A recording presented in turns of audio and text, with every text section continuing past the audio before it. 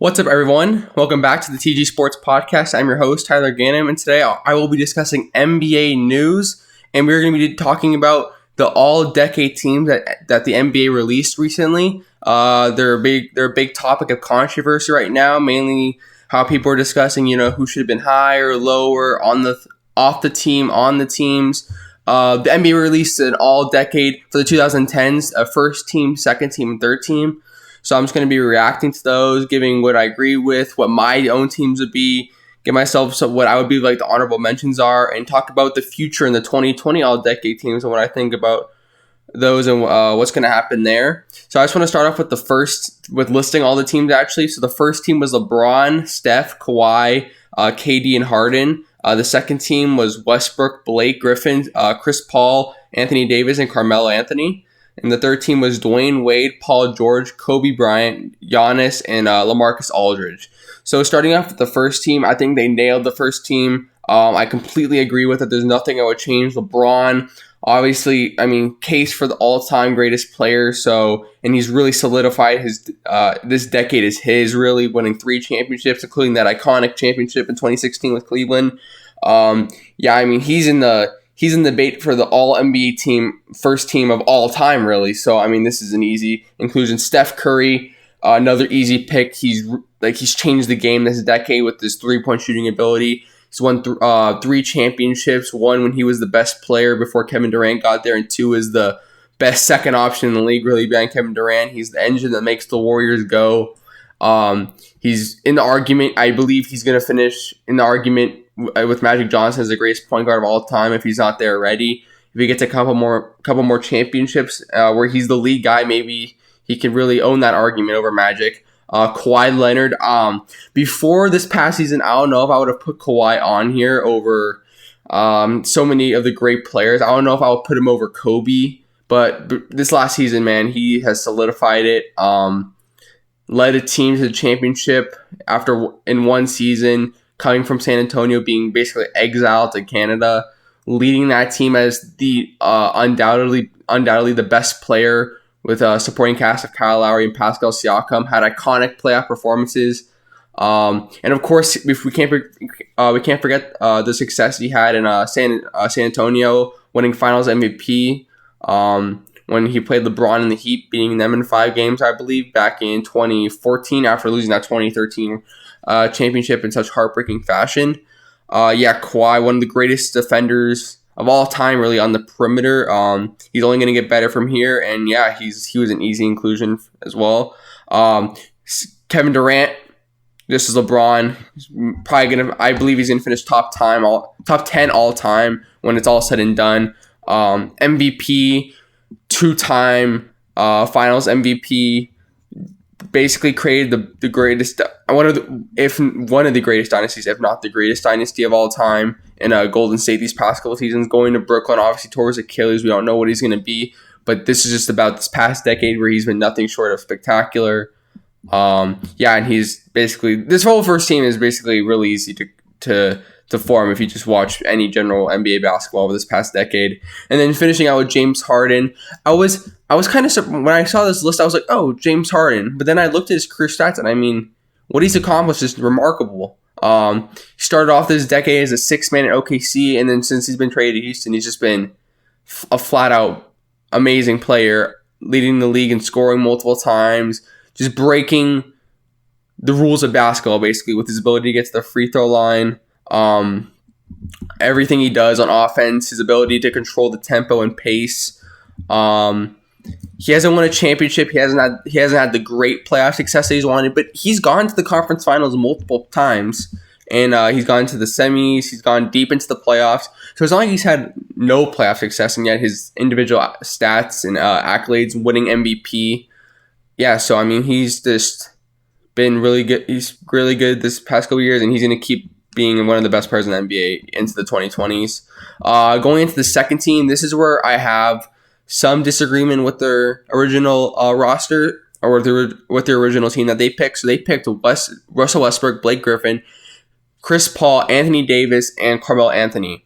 Now, I agree with Westbrook and Anthony Davis. I feel like those two, Westbrook obviously winning his historic MVP, 3 seasons of averaging a triple-double in a row. That's just all-time stuff right there. Those stats basically can get you on any all-decade list, and he is really deserving of a second team. It's just that he's behind Curry, who's changed the game basically with his style of play, so there's nothing really he could do there. But yeah, he's totally deserving of a second team spot, I believe. And then Anthony Davis. Anthony Davis came to the league, I believe, in 2012, I believe. And he hasn't had that much playoff success, but his individual accolade numbers, in one season, I believe he almost had the highest WAR of all time. I think it was like just beyond Wilt Chamberlain's record. And yeah, he may make the 2020 team with the way he's going. He's only 25, so he's been in the league like 6 or 7 years. He's 26, I believe. Been in the league 6 or 7 years, and yeah, he's just going to keep getting better and better. But there's limited big men on this group, and yeah, I just feel like he was really deserving of a second team. And then instead of Blake, I have Dirk, which was, I know some people kind of forgot about Dirk, but we have to forget this man is one of the only players to lead a team when he was the only superstar on the team. In 2011, when he beat Miami, I know LeBron kind of faltered late, and it was just Wade basically all by himself carrying that team. But yeah, I mean, we can't forget what he did, winning his Finals MVP. He was spectacular. I just feel like that performance is like such an all-time performance, kind of like Kawhi's performance, where even though Kawhi's had better, like Kawhi's been really good for a long time, this past season really pushed him up the ladder, and I feel like Dirk's performance did the same for him, even if it was only one team. And yeah, he just retired this past season, so he's kind of faltered off the last 2 or 3 years, but those other years he's been spectacular, as he usually is. And then instead of Chris Paul, I have Dwayne Wade. I really don't know why Dwayne Wade was on the third team to begin with. I just feel like between him and Chris Paul, Dwayne Wade just had the better decade. He's won championships. I know he wasn't really the lead guy. He was only the lead guy in the 2009-2010 season. But other than that, when he was behind LeBron, he was terrific as the second option. He won 2 championships with LeBron. Just as what he's meant to Miami as in the city, what he's done for that community, Wade County. That's his town. He just retired this past season. He's a legend he's a legend.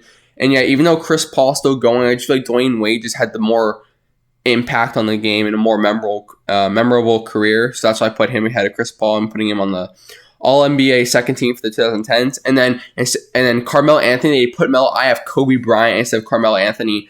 I know Kobe really hasn't. Kobe only played like just over half the decade, but I feel like winning. I think it would be only one championship because it was the 2008. He won 2009 and 2010, so he won that. He won the first season of the decade, and then he just. I know he wasn't the same after the Achilles, but he still had 3 or 4 really good seasons after that championship, and people always forget Kobe Bryant on that all-time list for best players of all time, because I feel like he's just so close to Michael that it's just easier to kind of, skip over him. But the impact on the game he's had, the Mamba mentality, everyone knows about that. His killer instinct, his incredible work ethic. It's just something that will never be forgotten. People are arguing, it wasn't because he played enough, but I feel like that shouldn't be that shouldn't exclude him when he was so dominant for so many years. I'll always remember that year he tore his Achilles. When he carried that Lakers team when Dwight Howard wasn't who he used to be, and they had Pau Gasol and Steve Nash was hurt, how he carried them to the playoffs that year, where he eventually tore his Achilles one of the last games of the season. But that was, Kobe. I don't think you can put Kobe Bryant any lower than second team, not first team, because he hasn't played these recent years, but yeah, I feel like he's definitely deserving of a second team. And then the third team that the NBA released was Dwayne Wade, Paul George, Kobe Bryant, Giannis, and Aldridge. So I obviously had Wade and Kobe on the second team. So I put Klay Thompson on the third team. I felt like Klay was just like, I feel like he's just so underrated. He has an argument for second greatest shooter of all time.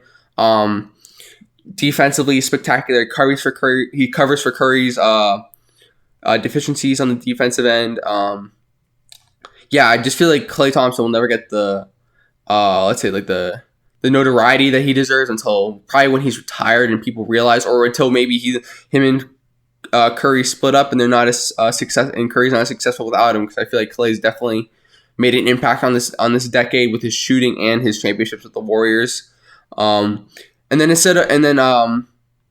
I didn't feel like Paul George was really deserving to be on this list. I just don't think that he's done enough to solidify himself as one of the best players of the 2010s. So I put Melo in his spot. I just feel like Carmelo Anthony, we forget it's been 2 or 3 years, but that man was spectacular in New York. Always remember that game against Chicago when he just hit 2 deep threes over Luol Deng to win the game in overtime. He has his deficiencies as a player, but one thing for sure, Carmelo Anthony could score the ball with the best of them. And I feel like Paul George hasn't done enough as an individual, and he hasn't had the championship excellence where he can make a case over Carmelo Anthony, who has definitely, I think, had more of an individual impact on the game than Paul George has. So I have to leave Paul George off. And then instead of replacing, I moved CP3 down to the third team and moved Kobe up. I feel like Chris Paul, he's the point god, basically. He's the point god of this generation for general. The only thing holding him back is his lack of championship success, and he's kind of fallen off. He fell off this past year, but I mean, that's only 1 year of this decade. We can't forget what he used to do in New Orleans, Los Angeles, and now Houston. True baller, excellent in the pick and roll. Leader, although he's rubbed teammates the wrong way with his attitude sometimes. But yeah, you can't deny his excellence. So yeah, I think he's definitely deserving of the third team spot. I kept Giannis. I felt like he's just getting started. If I had to pick a lock for the 2020 team, he's definitely going to be there. Won an MVP. I know he's only really burst onto the scene these last couple years, but winning an MVP, I feel like just automatically gets you on this list at some point, except if you have like major injury issues such as Derrick Rose, sadly, who didn't make this team because he just fell off. He's just like not gone back to his past level. But yeah, Giannis has been an all-star 3 seasons, I believe, and his just dominance leading the Bucks to the conference finals this past year is definitely worth a third team nod. And then I moved down Blake to the third team, and I removed Aldridge. I just feel like LaMarcus really hasn't made that much of an impact where Blake's had like signature moments on this league. Obviously the dunk in early his career, the dunk contest, all the dunks on like Mozgov, Kendrick Perkins. But people forget Blake Griffin, I think he finished third in MVP voting at one time when it was the year Kevin Durant won MVP. He just went bonkers without Chris Paul. I think Chris Paul was hurt that year. And yeah, I mean, leading a bad Detroit team to the playoffs. He's probably one of the more impressive players when I think about where he started as a player and where he is now, where he's just so skilled and yet he came in so raw and just way more athletic, but he's just made up for it, and you can argue he's a better player for it. So yeah, my first team is the same as what the NBA did: LeBron, Steph, Kawhi, KD, Harden. My second team is Westbrook, Dirk, Wade, Anthony Davis, and Kobe Bryant. And my third team is Klay Thompson, Carmelo Anthony, Chris Paul, Giannis, and Blake Griffin. And so I have an honorable mention team. So this is what I feel like would be my fourth team, really. I have Tim Duncan, LaMarcus Aldridge, Kevin Love, Kyrie Irving, and Damian Lillard. I just feel like those guys, now that I'm thinking about it, I think I would put Paul George instead of Damian Lillard. I just feel like Paul George has done more at this point. I feel like Damian Lillard, he's not like at that level. I feel like Paul George is just a better all-around player than Damian Lillard, even though Dame's obviously like super clutch. I know Trailblazers fans may have a problem with that opinion, but I just feel like, Paul George, he's been doing it at elite level longer than Damian Lillard has, I feel like, and he's just like he has a signature dunk on Birdman Anderson. He's gone against LeBron countless times, and I feel like he's just had I don't know, I just think he's more deserving, to be quite honest. And so yeah, Marcus Aldridge has just been consistent. Nothing spectacular, but he's just been super LaMarcus Aldridge this whole decade. So I feel like that's enough to get on an honorable mention list. Kevin Love probably would have been on the main team if he hadn't gotten traded to the Cavs. But yeah, that man was so good when he was on the Minnesota Timberwolves, and yeah, he won a championship with LeBron. So yeah, even though he wasn't as good as a player, but I feel like that was just because of the circumstance he was on. And then Tim Duncan, Hasn't played the last couple of years. Kind of wasn't the same player when he retired in the years he was playing, but won a championship. Early in the decade, he was an all-star, and yeah, he's still a defensive force late in his career, and one of the best players of all time, and yeah, he'll definitely be in the Hall of Fame. And then Kyrie Irving is the last honorable mention I have. The shot over Steph Curry in the finals. He can make a run at the 2020 team if he keeps it up, but I just don't feel like he's not deserving over CP3, Wade, Kobe, Westbrook, or Steph. Those guys have just had more leading role success than he has. But yeah, I wouldn't be surprised if he made a 2020 team, especially if he gets it done with Durant and Brooklyn. So that's what I believe the team should be. And then now I'm gonna do something where I'm gonna give you 10 players who are gonna make the 2020 teams that didn't make a 2010 team. So my top list is Luka, Nikola Jokic, Devin Booker, Jason Tatum, Donovan Mitchell, Ben Simmons, Trae Young, Kyrie Irving, and Zion, and lastly Joel Embiid. I feel like those guys are going to be forces to be reckoned with. Luka has about one of the best rookie seasons. If he keeps it up, if he keeps elevating his game based on his stats, he'll just get based on, even if he doesn't have that championship success, he'll have like a Carmelo Anthony type resume where he just has such great stats. You have to get him in. Nikola Jokic, he's just getting better. He's going to be an MVP candidate for years to come. He's going to have terrific passing assist stats when he retires. I feel like him and Embiid are going to be the two big time centers that are going to come up. Devin Booker, he just needs to get on a winning team. That's all he needs to do. His scoring is fantastic. His shooting is terrific. He just needs to get on a winning team. He needs to start winning games, and he'll finally get the recognition he deserves.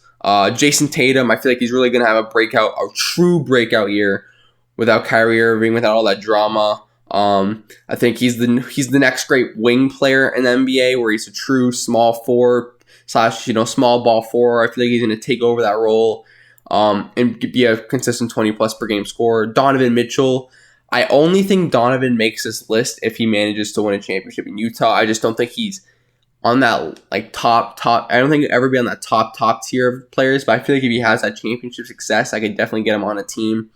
Ben Simmons, if Ben Simmons doesn't even need a jump shot to make the all 2020 decade team, but if he does, I feel like he's a lock. But if he even gets just more aggressive and able to shoot a basic mid-range shot, I see no reason why he doesn't get in. I have Trae Young as a potential candidate. We saw last year he's no scrub. He's gonna put up really good offensive stats. I don't think he's the next Curry. I think he's a mix between a Curry and more of like I see more Lillard in his game than Curry, even though he's not as big as Lillard, but I see that the ball handling and he's really good passing, which people don't talk about enough. Then I have Kyrie, who has a chance to make a 2020 team. All I said, if he has championship success in Brooklyn, you can't deny that, man, if he keeps putting up those stats. And then Zion, I really don't know what Zion's going to be at the NBA level. I think he's going to be an all-star. He has a chance to not even be close to making a 2020 all-decade team, or he has a chance to be a first-team lock. It really varies with him. And then the last guy I have is Joel Embiid. Health permitting, if he stays somewhat healthy, he's a lock. There's no guy that's going to be able to guard him coming into the league. He's going to be a force.